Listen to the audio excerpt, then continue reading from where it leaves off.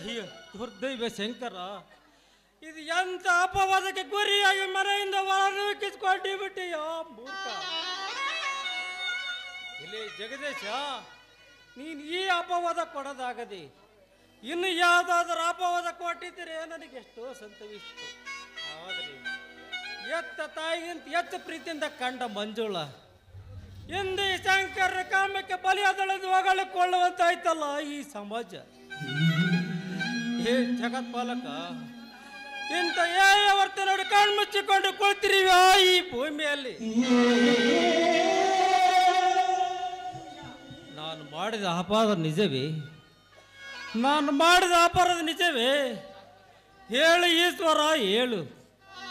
ನಾನು ತಾಯಿ ಗಂಡನೇ ನಿಜವಾಗಿದ್ದರೆ ಈ ನಿನ್ನ ಊರಿಗಣ್ಣರು ತೆರೆದು ಸುಟ್ಟು ಭಸ್ಮ ಮಾಡಿಬಿಡ್ತಂದೆ ಸಂತೋಷದ ಸತ್ತು ಸ್ವರ್ಗವನ್ನೇ ಕಾಣುತ್ತೀರಿ. ಸತೀಶ, ನೀನು ಪರಮ ಸ್ನೇಹಿತನೆಂದು ನಿನ್ನ ಮನೆಯಲ್ಲಿ ಕಾಲಿಟ್ಟದಕ್ಕೆ ನಿನ್ನ ನನ್ನ ತಾಯಿ ಅಂತಿರೋ ಮಂಜುಳದವಿಗೆ ಅಂತ ಹೆಸರನ್ನು ತಂದು ಕೊಟ್ಟು ಮಾನ ಕಾಯಲಿಕ್ಕೆ ಬಂದು ಈ ನಿನ್ನ ಮಾನವನ್ನು ಮಾರಿಕೊಳ್ಳುವಂತ ಆಯ್ತಲ್ಲ ಶಂಕರ. ಎಂತ ದುರ್ದೈವ ನಿನ್ನದು.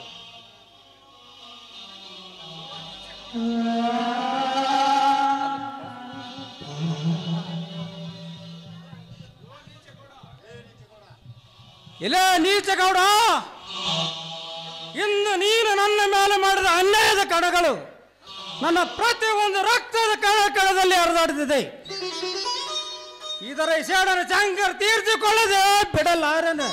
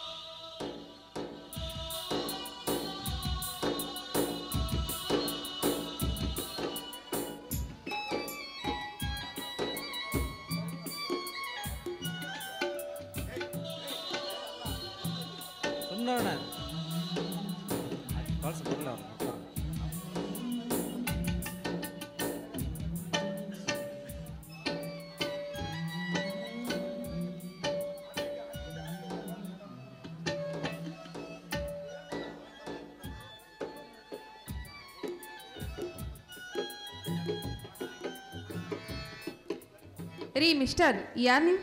ಸ್ವಲ್ಪ ದಾರಿ ಬಿಟ್ಟು ನಿಲ್ಲಿ. Yes madam. ಓಹೋ, ನೀನಾಗಿತ್ತಾ? ಏಕೆ ಇನ್ನು ಮುಂದೆ ದಾರಿಯಲ್ಲ ನೀವು ಹೋಗಲಿಕ್ಕೆ? ಯಾಕೆ ರೀತಿ ಬಾಯಿಗೆ ಬಂದಂತೆ ಮಾತನಾಡ್ತಿದ್ಯಲ್ಲ? ನಾನು ಯಾರಂತ ಗೊತ್ತು ತಾನೆ?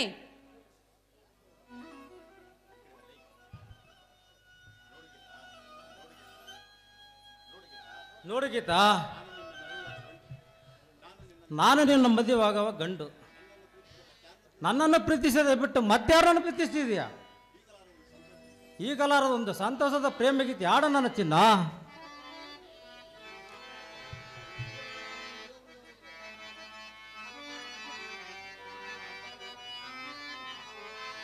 ನನ್ನ ಬಾಳಿನ ಜ್ಯೋತಿಯು ನೀನು, ನಿನ್ನ ಜೊತೆಯಲ್ಲೇ ಬರುವೆನು ನಾನು. ನನ್ನ ಬಾಳಿನ ಜ್ಯೋತಿಯು ನೀನು, ಜೊತೆಯಲ್ಲೇ ಬರುವೆನು ನಾನು. ದೂರ ಏತಕ್ಕೆ ಬಾರೆ ತನಿಯಕ್ಕೆ, ದೂರ ಏತಕ್ಕೆ ಬಾರೆ ಸನಿಯಕ್ಕೆ.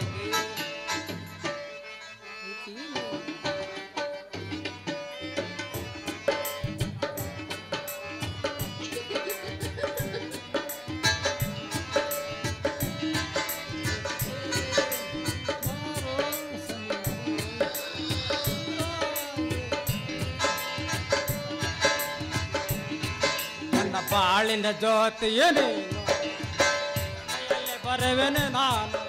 ನನ್ನ ಬಾಳಿನ ಜ್ಯೋತಿಯು ನೀನು, ಜೊತೆಯಲ್ಲಿ ಬರುವೆನು ನಾನು. ದೂರ ಏತಕ್ಕೆ ಬಾರೆ, ದೂರ ಏತಕ್ಕೆ ಬಾರೆ.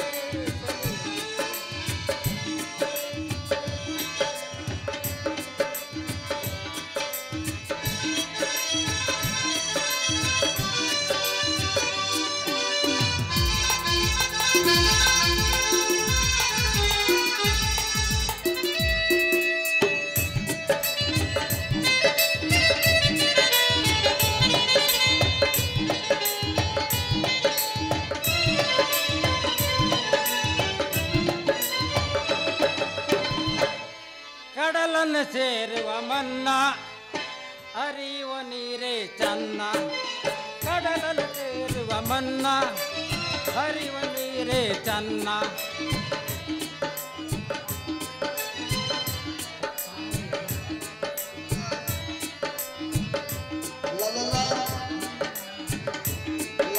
ನನ್ನ ಬಾಳಿನ ಜ್ಯೋತಿಯೋ ನೀನು ನಿನ್ನ ಜೊತೆಯಲ್ಲೇ ಬರುವೆನು ನಾನು ನನ್ನ ಬಾಳಿನ ಜ್ಯೋತಿಯೋ ನೀನು ನಿನ್ನ ಜೊತೆಯಲ್ಲಿ ಬರುವೆನು ನಾನು ದೂರ ಏತಕ್ಕೆ ಬಾರೇ ಸರಿಯಕ್ಕೆ ದೂರ ಏತಕ್ಕೆ ಬಾರೇ ಸರಿಯಕ್ಕೆ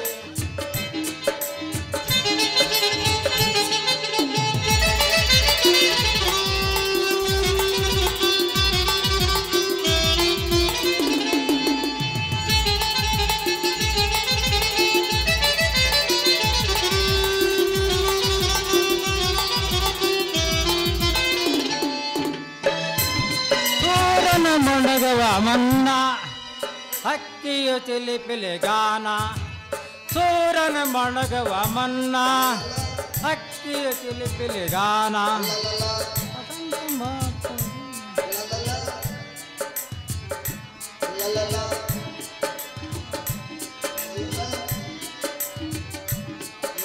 ನನ್ನ ಬಾಳಿನ ಜ್ಯೋತಿಯು ನೀನು ಜೊತೆಯಲ್ಲಿ ಬರಗಲ್ಲ ಬಾಳಿನ ಜ್ಯೋತಿಯು ನಾನು ದೂರ ಏತಕ್ಕೆ ದೂರ ಏತಕ್ಕೆ ಬಾರೇ ಸರಿಯಕ್ಕೆ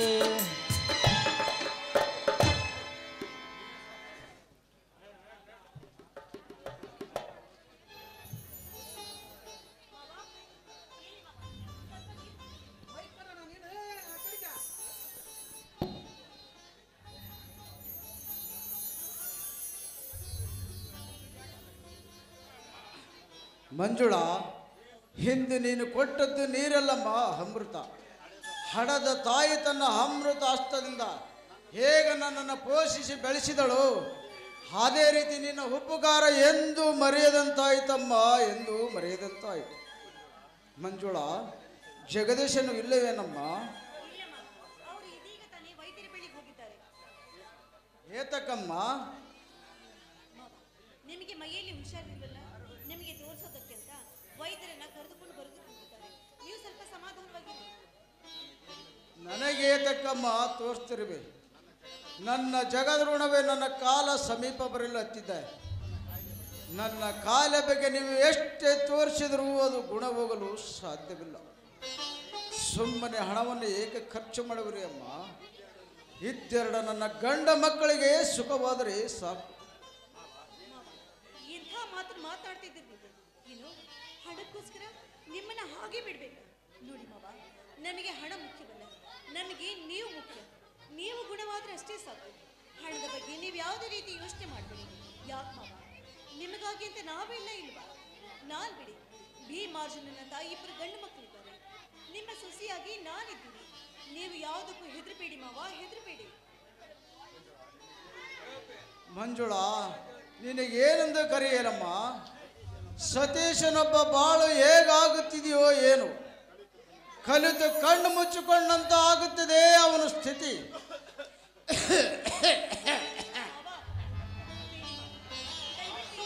ಮನಸ್ಸಿಗೆ ಹಚ್ಕೊಂಡು ಅಂಥದ್ದೇನೂ ಆಗೋದಿಲ್ಲ ಅಲ್ಲ ಮಾವ. ಸತೀಶ್ ನೀನು ಕುರುಡನೋ ಕುಂಟನೋ ಅವನ ಬಗ್ಗೆ ನೀವು ಯಾಕೆ ಇಷ್ಟೊಂದು ಯೋಚನೆ ಮಾಡ್ತಾ ಇದ್ದೀರಾ? ನಾವೆಲ್ಲ ಇದ್ದೀವಿ ಮಾವ, ಅವನನ್ನ ನೋಡ್ಕೋತೀವಿ. ಮೊದಲು ನೀವು ಸಮಾಧಾನವಾಗಿದ್ದು ನಿಮ್ಮ ಆರೋಗ್ಯವನ್ನ ನೀವು ಕಾಪಾಡ್ಕೊಳ್ಳಿ. ಇದೇನಪ್ಪ, ಈಗ ನಾನೇನ್ ಮಾಡಿದೆ? ಈ ಸಮಯದಲ್ಲಿ ಏನಾದರೂ ಮಾವನವರಿಗೆ ಹೆಚ್ಚು ಕಡಿಮೆ ಆಗ್ಬಿಟ್ರೆ ಮುಂದೆ ನನ್ನ ಗತಿ. ಈ ಮನೆಯ ಮಗ, ಈ ಮನೆಯ ಮಗಳು ನನ್ನನ್ನು ಸುಮ್ಮನೆ ಬಿಡೋದಕ್ಕೆ ಸಾಧ್ಯನಾ? ಇಲ್ಲ ಅಮ್ಮ ತಾಯಿ, ಏನಾದರೂ ಆಗಲಿ, ಒಟ್ಟಲ್ಲಿ ನನ್ನ ಮಾವನವರು ಆದಷ್ಟು ಬೇಗನೆ ಗುಣವಾಗುವ ಹಾಗೆ ಆಶೀರ್ವಾದ ಮಾಡಮ್ಮ, ಆಶೀರ್ವಾದ ಮಾಡು. ಓ ಡಾಕ್ಟ್ರು ಬಂದೇ ಬಿಟ್ಟು, ಬನ್ನಿ ಡಾಕ್ಟ್ರೇ, ಬನ್ನಿ.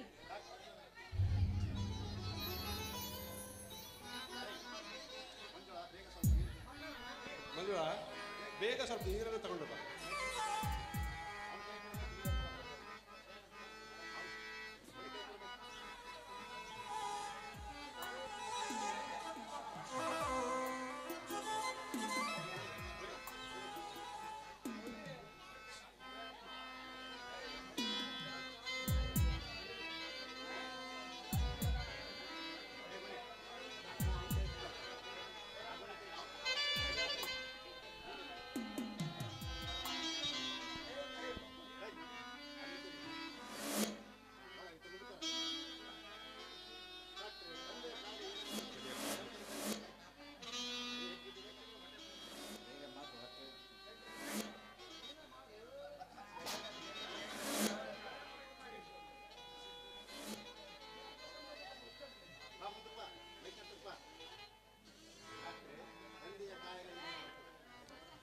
ಡಾಕ್ಟ್ರೇ, ತಂದೆಯ ಕಾಯಿಲೆ ಏನೆಂಬುದು ತಿಳಿತಿ?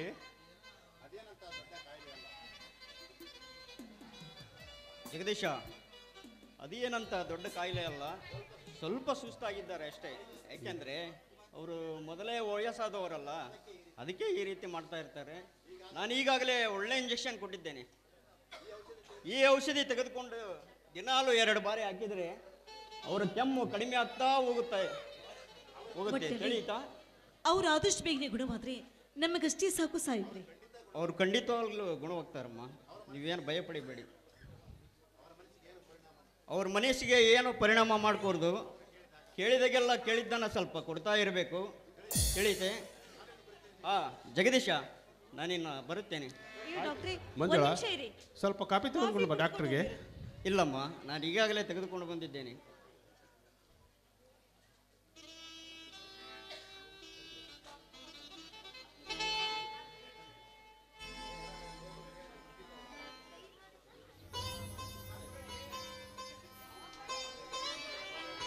ಹುಷಾರಾಗಿ ತಗೊಳಪ್ಪ, ಇಟ್ಟಿಗೆ ಬಟ್ಟಿಗೆ ಹೋದ್ರೆ.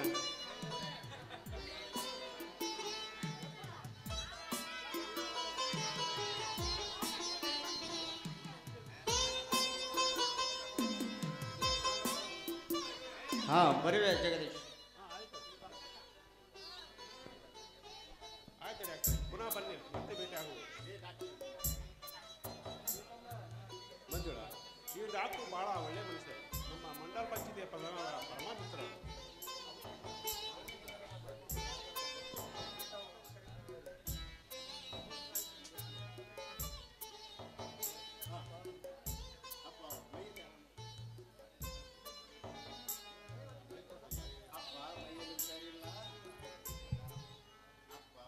ಅಪ್ಪ, ಮೈಯಲ್ಲಿ ಹುಷಾರಿಲ್ಲ, ಡಾಕ್ಟರ್ ಈಗಲೇ ಹೇಳಿದ್ದಾರೆ, ಹೆಚ್ಚಿಗೆ ಮಾತನಾಡ್ದು ಆಯಾಸ ಮಾಡ್ಕೊಬೇಡಂತ.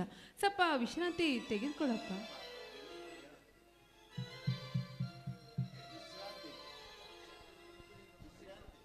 ವಿಶ್ರಾಂತಿ? ನಿನ್ನ ತಂದೆಗೆ ವಿಶ್ರಾಂತಿ ಸಿಗುವುದು ಇಲ್ಲಲ್ಲಮ್ಮ, ಸ್ವರ್ಗಲೋಕದಲ್ಲಿ. ನಾ ಕಟ್ಟಿದ ಕನಸುಗಳಲ್ಲ, ನನಸಾಗದ ಹಾಗೆ ನಿರಾಕಾರಾಗಿ ಹಾಳಾಗಿ ಹೋಗುತ್ತಿದೆಯಲ್ಲ. ನಾನು ಹುಟ್ಟಿದ್ದಕ್ಕೂ ಸಾರ್ಥಕವಾಯ್ತಮ್ಮ. ನನ್ನ ಹೊಟ್ಟೆಯಲ್ಲಿ ನೀನು ಹುಟ್ಟಿದ್ದಕ್ಕೂ ಸಾರ್ಥಕವಾಯ್ತಮ್ಮ. ಯಾಕಪ್ಪ ಇವತ್ತು ನಿಮ್ಮ ಬಾಯಿಂದ ಈ ರೀತಿ ಮಾತನಾಡ್ತಿದ್ರಲ್ಲ, ಯಾಕೆ? ಹೌದಮ್ಮ, ನನ್ನ ಪ್ರೀತಿಯ ಮುದ್ದು ಮಗಳ ತಲೆ ಮೇಲೆ 2 ಅಕ್ಷತೆ ಹಾಕಿ ಸಾಯಬೇಕಂದರೆ ಇದೆಯು ಎದುರಾಗಿ ನನ್ನ ಎದೆಯನ್ನು ಚುಚ್ಚುತ್ತಾ ಹತ್ತಿದೆಯಮ್ಮ. ನನ್ನ ಎದೆಯನ್ನು ಚುಚ್ಚುತ್ತಾ ಹೊಡ ಹುಟ್ಟಿದ ನಿನ್ನ ಅಣ್ಣನೇ ನಿನ್ನ ಕಾಲಮಯವನ್ನು ಸಮೀಪ ತರಲು ಹತ್ತಿದ್ದಾನೆ.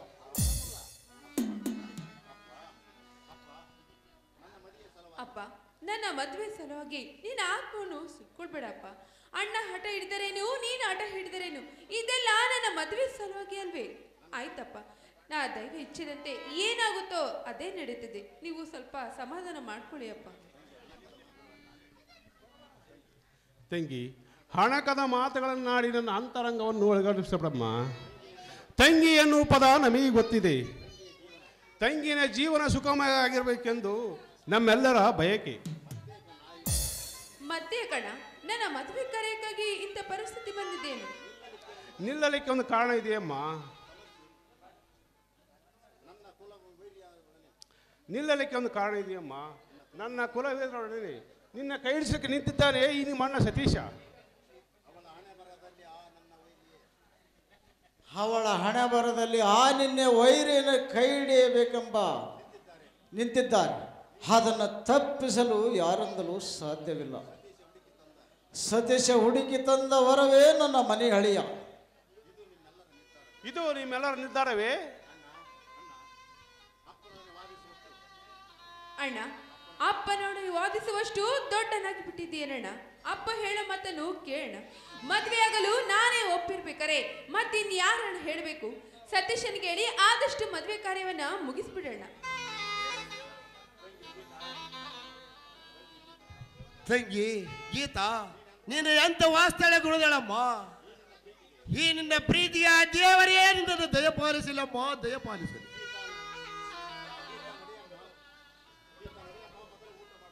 ಗೀತಾ, ನಡೆಯಮ್ಮ, ಮೊದಲು ಊಟ ಮಾಡು. ಮುಂಜಾನೆ ನೀನು ಹಾಗೆ ಹೋಗಿದೆಯಂತೆ. ಗೀತಾ, ಇಂದು ನೀನು ಆಡಿದ ಮಾತಿಗೆ ಆಗಬಾರದ ಆನಂದವೇ ಆಗಿ ಹೋಗಿದೆ. ದಿನ ದಿನ ಅತ್ತಿಗೆಯರ ಕೈಯರ ಊಟ ಮಾಡದಿದ್ದೆ. ಸಂತೋಷದ ದಿನವಾದ ಇಂದು ನೀನು ಊಟಕ್ಕೆ ಬಿಡಿಸಬಾರಮ್ಮ. ಬಾಪ ಹೋಗೋಣ.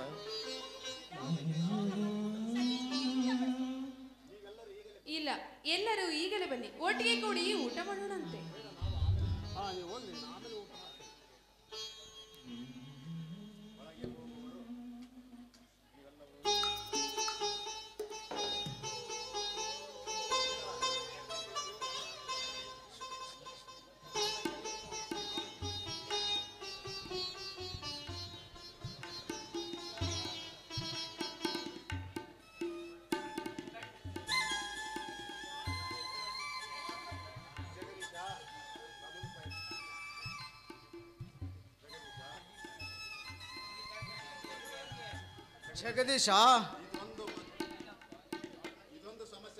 ಜಗದೀಶ, ಇದು ಒಂದು ಸಮಸ್ಯೆವೇ. ನನಗೆ ದೊಡ್ಡ ಗಂಡಂದ್ರ ತಂದು ಹೊದಿದಂತಾಯ್ತಲ್ಲಪ್ಪ. ದೇವರಿಂದ ನನ್ನ ಪಾಲಿಗೆ ಬಡತನವನ್ನು ಬೆಳಗಿಸಿಬಿಟ್ಟ. ಅದೆಲ್ಲವೂ ಆ ದೇವರ ಇಚ್ಛೆಯಪ್ಪ.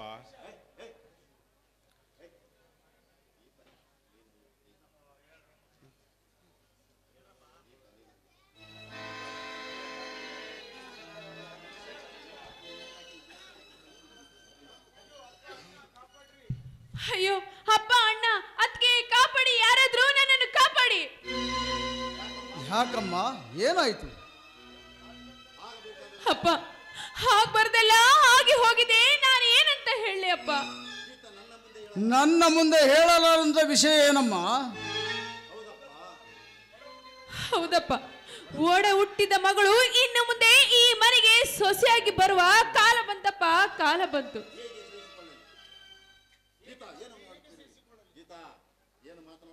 ಗೀತಾ, ಏನು ಮಾತನಾಡ್ತೀವಿ?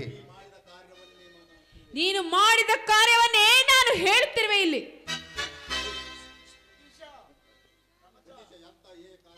ಸತೀಶ, ಎಂತ ಏ ಕಾರ್ಯವನ್ನು ಮಾಡಿದೆಯಲ್ಲೋ ಮೂರ್ಖ. ನೀನು ಮನುಷ್ಯನಲ್ಲ, ರಾಕ್ಷಸ.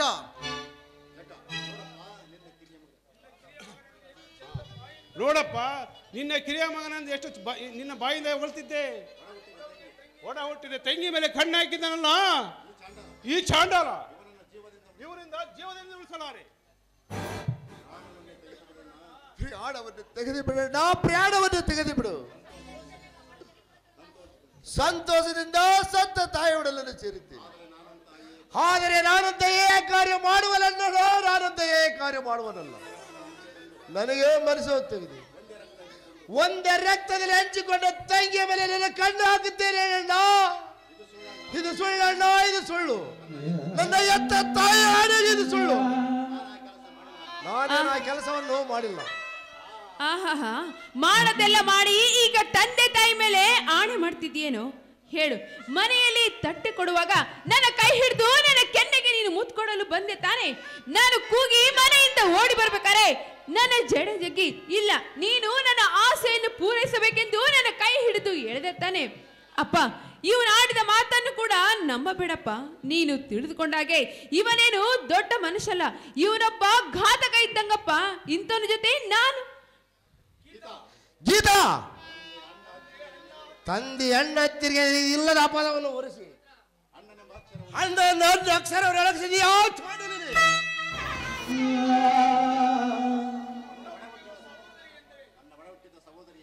ನನ್ನ ಒಡ ಹುಟ್ಟಿದ ಸೋದರಿ ಎಂದರೆ ಶ್ರೀಕೃಷ್ಣ ದ್ರೌಪದಿಯ ಕಂಡತ್ತೆ. ನಾನು ಅದಕ್ಕಿಂತ ಹೆಚ್ಚಿಗೆ ಕಂಡಿದ್ದೇನೆ. ಬಾಯಿ ಮುಚ್ಚು ಕತ್ತೆ ಮಗನೇ. ನೀನು ಕಂಡಿದ್ದು ಸುಂದರಿ ಅಂತ, ನೀನು ಕಂಡಿದ್ದು ಸೋದರಿ ಅಂತಿಲ್ಲ, ಸ್ವರ್ಗದಲ್ಲಿರುವ ಸುಂದರಿ ಅಂತೆ. ಅಣ್ಣ ಅಣ್ಣ ಎಂದಂತೆ ಪ್ರೀತಿಯಿಂದ ನೋಡಿ ನಿನ್ನ ತಂಗಿಯನ್ನು ನಿನ್ನ ಕಾಮದಾಸಿ ನೀನೇ ಬಲೆ ತೆಗೆದುಕೊಂಡು ಬಿಟ್ಟಿಯಲ್ಲೋ ಮೂರ್ಖ. ನೀನು ನನ್ನ ಮಗನಲ್ಲ, ನನ್ನ ಪಾಲಿಗೆ ಬಂದ ನನ್ನ ಕುಲವೈರಿ. ನಾನು ನಿನ್ನನ್ನೇ ಸುಮ್ಮನೆ ಬಿಡುವುದಿಲ್ಲ.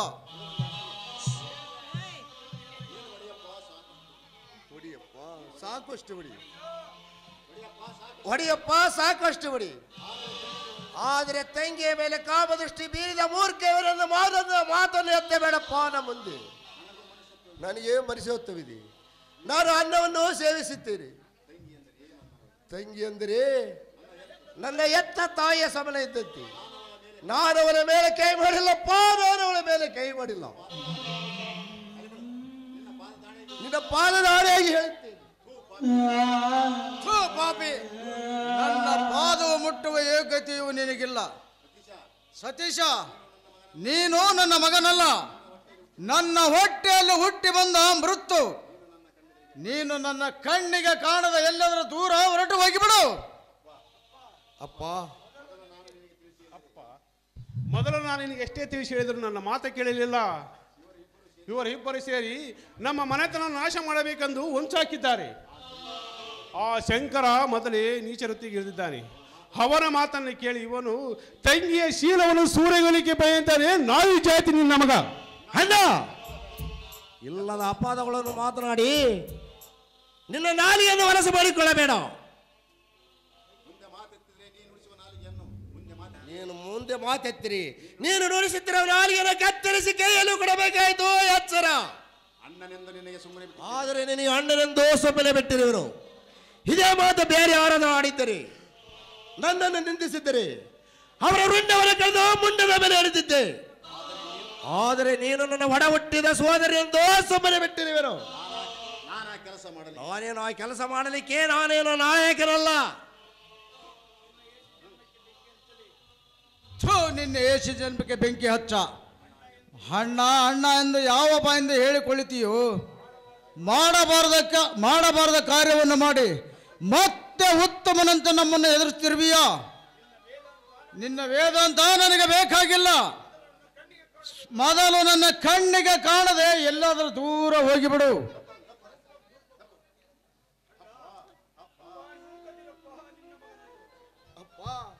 ನೂಕದಿರಪ್ಪ ಈ ನಿನ್ನ ಮಗನನ್ನು. ನಾನು ಎಷ್ಟೇ ಪರೆಯಿಂದ ಬೇಡಿಕೊಂಡರೆ ಕೆಳಗಲಾರದು ಈ ನಿನ್ನ ಪರ. ನಾನಂತ ಕೆಲಸವನ್ನು ಮಾಡಲಿಕ್ಕೆ ಈ ಕೆಲಸ ಮಾಡಿದ್ದೆ ನಿಜವನ್ನೇ ನಿನ್ನ ಆತ್ಮ ಹೇಳಿದ್ದೀರಿ. ಹಿಂದೆ ನಿನ್ನ ಕೈಯಾರ ನನ್ನನ್ನು ಕೊಂದಾಗಿ ಬಿಡಪ್ಪ, ಸಂತೋಷದಿಂದ ಸತ್ತು ಹೋಗುತ್ತೀರಿ.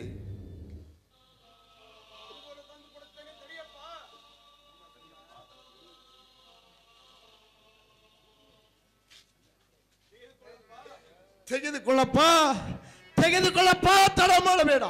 ಈ ನಿನ್ನ ಮಗನ ಮರಣ ನಿನ್ನ ಕೈಯಲ್ಲಿ ಹೋಗಲಿ. ಹೇಗಪ್ಪ ಸುಮ್ಮನೆ ನಿಂತು ಬಿಟ್ಟಿರುವಲ್ಲ. ಹತ್ತಿಗೆ ನಿಮ್ಮ ಭಾವನಿಗೆ ನೀನಾದ್ರೂ ಹೇಳಮ್ಮ. ನಾನು ನಿಮ್ಮ ವೈರಿ ದುಷ್ಟ, ನಿಮ್ಮ ಮನೆತನಕ್ಕೆ ಕೆಳಗೆ ತರುವ ನರಧಾಮ. ಹೇಳು ಹತ್ತಿಗೆ, ಹೇಳು. ನೀನು ಸುಮ್ಮನೆ ನಿಂತು ಬಿಟ್ಟಿರುವಲ್ಲಮ್ಮ. ಯಾವ ಬಾಯಿಂದ ಅಂತ ಮಾತಾಡ್ಲಪ್ಪ, ಏನು ಅಂತ ಹೇಳಿ. ಇವರ ಕೈಯಲ್ಲಿ ಸಿಕ್ಕು ನಾನು ಎಂದೋ ಸತ್ತು ಹೋಗಿದ್ದೀನಿ ಅಂದಾಗ ನಾನೇನು ಮಾತಾಡಬೇಕು ಅಂತ ನನಗೊಂದು ಅರ್ಥವಾಗ್ತಾ ಇಲ್ಲ. ಆದರೆ ಈ ಮನೆಯಲ್ಲಿ ಸತ್ಯಕ್ಕೆ, ನ್ಯಾಯಕ್ಕೆ, ಧರ್ಮಕ್ಕೆ ಬೆಲೆನೇ ಇಲ್ಲದಾಗ ಏನು ಮಾತಾಡಿದ್ರೂ ಯಾವ ಪ್ರಯೋಜನವೂ ಇಲ್ಲ. ಸತ್ಯ ಯಾವಾಗಲೂ ಸತ್ತು ಹೋಗಿದೆಯಪ್ಪ ಅಂದಮೇಲೆ ಇದರಲ್ಲಿ ಸತ್ಯ ಯಾವುದು ಸುಳ್ಳು ಯಾವುದು ನನಗೊಂದು ಅರ್ಥವಾಗ್ತಾ ಇಲ್ಲ ಸತೀಶ, ಅರ್ಥವಾಗ್ತಾ ಇಲ್ಲ. ತಿಳಿದ ಹೊತ್ತಿಗೆ ನನ್ನ ಮಾತಿನ ಮರ್ಮ. ಅಪ್ಪ, ಮೂರ್ಖನಾಗಬೇಡಪ್ಪ, ಮೂರ್ಖನಾಗಬೇಡ. ವೇಚಿಸದೆ ನಿನ್ನ ಆಸೆಯನ್ನು ಈಡೇರಿಸಿಕೊಂಡು ಬಿಡು.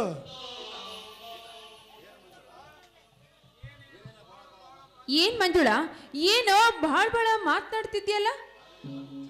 ಅಂದ್ರೆ ನಮ್ಮನ್ನೆಲ್ಲ ಹುಚ್ಚರಂತ ತಿಳಿದುಕೊಂಡಿದ್ದೇನು? ಒಂದು ವೇಳೆ ನಿನ್ನ ನಿನ್ನ ಮೇಲೆ ಕೈ ಹಾಕಿ ಬಲಾತ್ಕಾರ ಮಾಡಲು ಬಂದ್ರೆ ನೀನೇನ ಮಾಡ್ತೀಯಾ? ಗೀತಾ, ನನ್ನ ಆತ್ಮದಲ್ಲಿ ಕೊಳ್ಳೆಡ್ಡೆ ಉರಿಸಿದ್ದಲ್ಲದೆ ನನ್ನ ಹತ್ಯೆ ಹೆಸರಿಗೆ ಕೆಳಗೆ ತಂದರೆ ನಾನು ನಿನ್ನ ಜೀವನದಿಂದ ಬಿಡಲಾರೆ.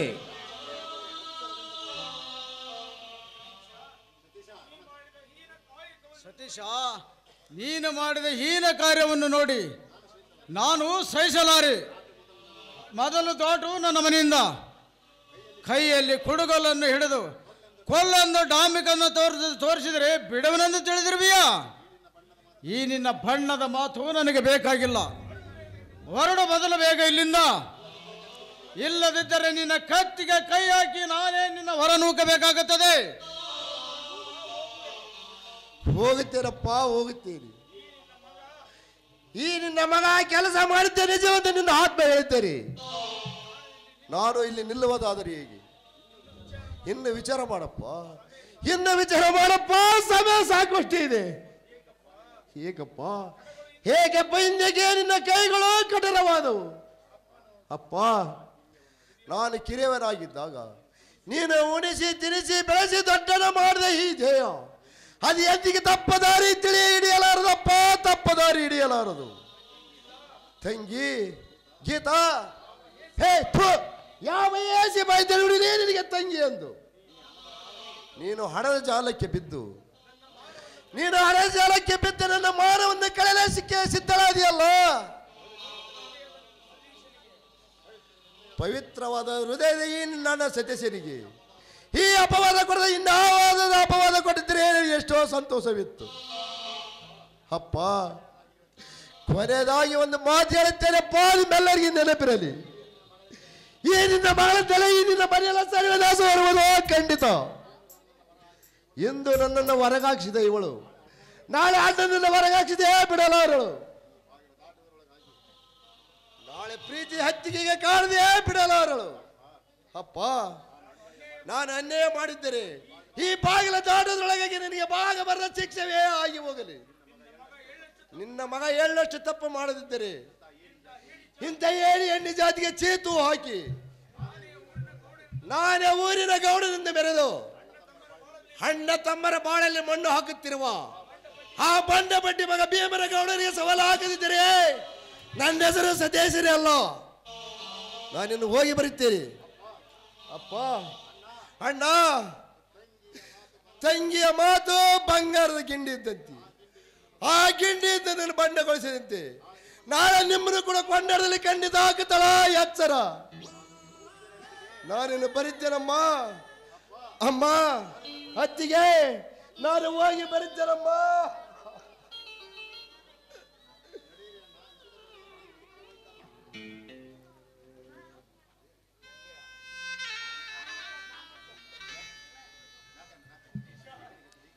ನಡೀರಣ, ಎಲ್ಲರೂ ಒಳಗೆ ಹೋಗೋಣ. ವಿಷಯ ಬಳ್ಳಿಯೇ ಬೇರೆ ಕಿತ್ತು ಹೋಯ್ತಲ್ಲ, ಇನ್ನೇನು ಕೆಲಸ ನಮಗೆ? ನಡೀರಿ ಹೋಗೋಣ. ಸತೀಶ, ಸತೀಶ,